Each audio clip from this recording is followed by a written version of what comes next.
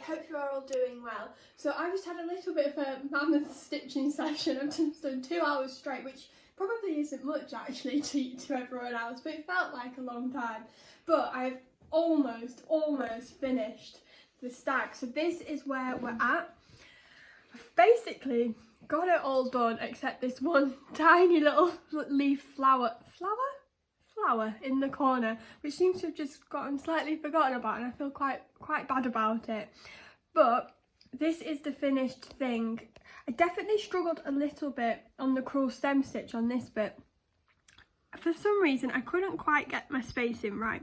I got it all good here, but it was just on this bit it's gone slightly awry, and on the stag's legs I kind of went a bit too over the top on trying to cover the blue lines.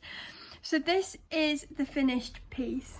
The next time we're going to be seeing this is next week, when Phillip is going to be doing a critique of it again. So I'm going to finish off some bits as well. So if you can spot anything which you think I could improve before we send it to Phillip, please do comment in the comments below and leave your tips and advice on where I can improve a little bit, so we can send the best version of this up to Phillip. My favourite bit is definitely the stag. I think because I thought I'd gone quite wrong on it at one point, but I'm really happy with how it's turned out, even though there's little mistakes like I mentioned on the legs where I've gone slightly over the blue line. I got a bit ahead of myself trying to cover the blue line, but overall I'm really happy with it, especially the antlers. I think you can definitely tell that these were the last French knots I'd done, because they seem to be, I'd say that the best ones that I've done.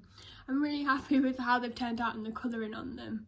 I'm also quite happy with how this turned out, especially as I'd made quite an error on the crewel stem stitch. I don't know why, because I like doing the crewel stem stitch, but I got in a little bit of a knot with it all and couldn't get the spacing quite right. But overall I really like how this bit turned out. I don't think you can actually see the mistake too much. I like the colours.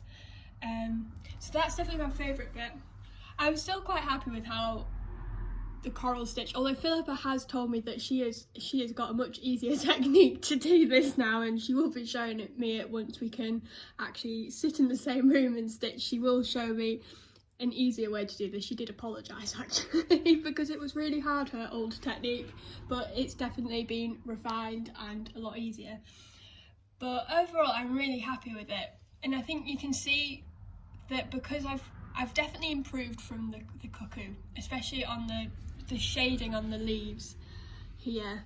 I'd say that that's better than in the cuckoo. There's still a long way to go probably, but I think considering this is only my third piece and my second using more than one colour, I'm really happy with how it's turned out.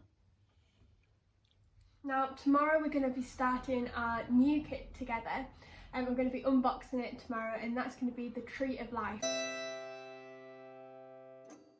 So I will tell you more about that when we're unboxing it tomorrow.